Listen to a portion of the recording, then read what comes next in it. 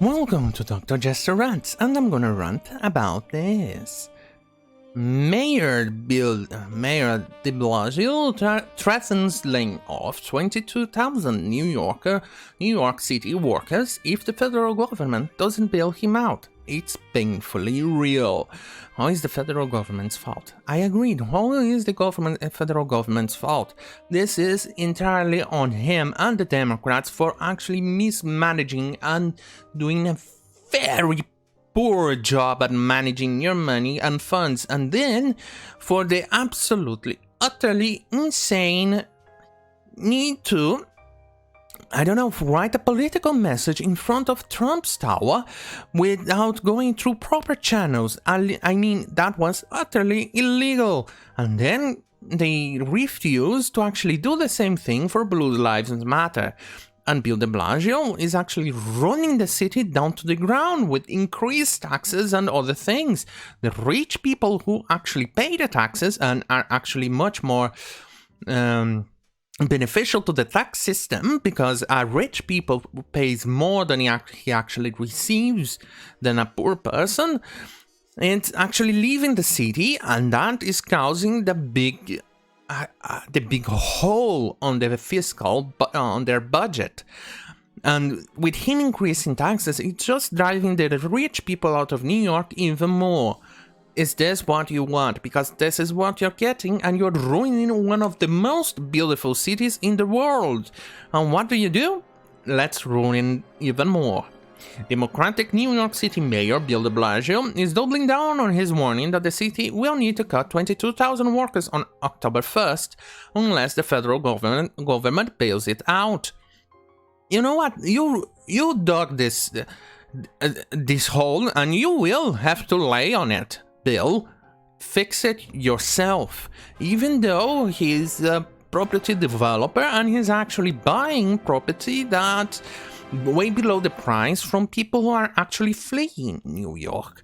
He's actually getting rich out of this. The embattled mayor told reporters Wednesday that the massive number of impending layoffs is painfully real.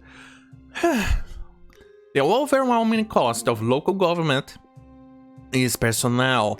Where we put our money is into people who provide services to New Yorkers, whether they're first responders, healthcare workers, sanitation workers, educators, you name it, de Blasio said, according to Politico.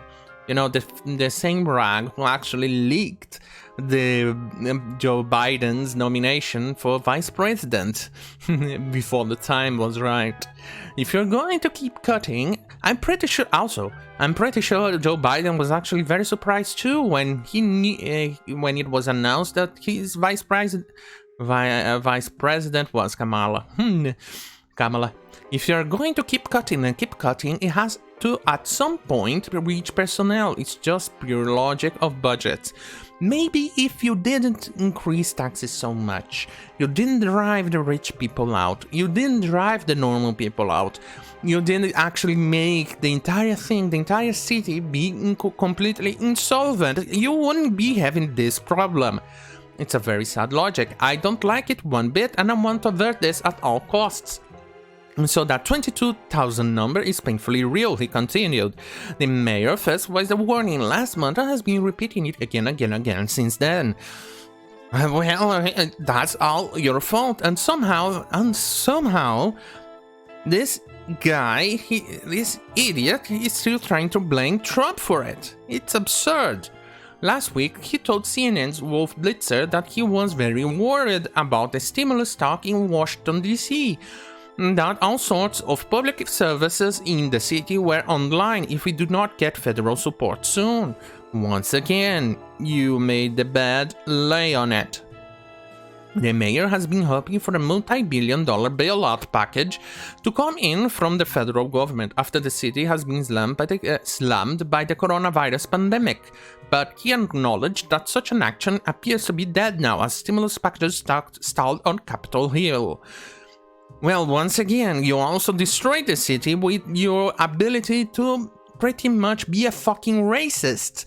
attack the Jewish community, let the protesters run rampant, and you also close the businesses that the city so depends on. You also completely destroying the tourist sector.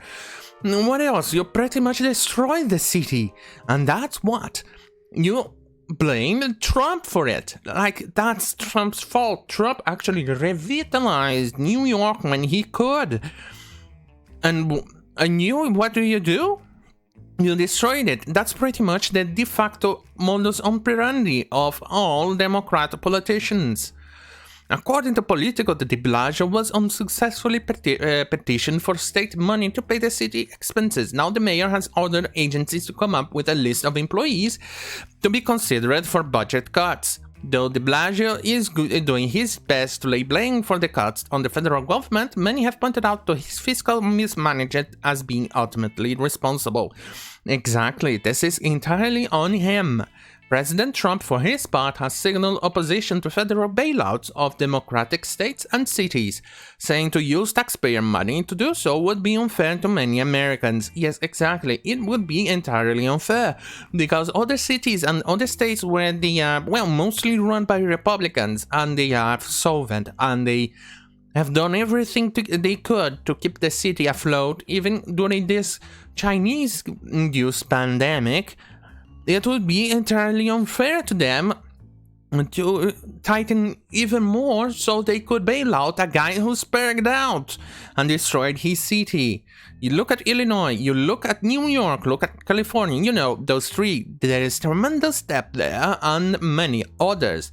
The president remarked in an interview with the New York Post. It's not fair for the Republicans because all the states that need help, they are run by Democrats in every case.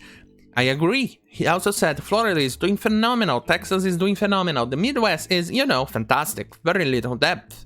Depth. Exactly. Why? Eventually he may have to actually give some help because there will be, set Americans losing their jobs, and I'm pretty sure de Blasio would actually try to find the workers that he disagrees with most to actually fire, and that would probably involve the police. It's so damn tiring with people like that. But what can you do? Anyway, thank you for watching. See you on my next video. Good night.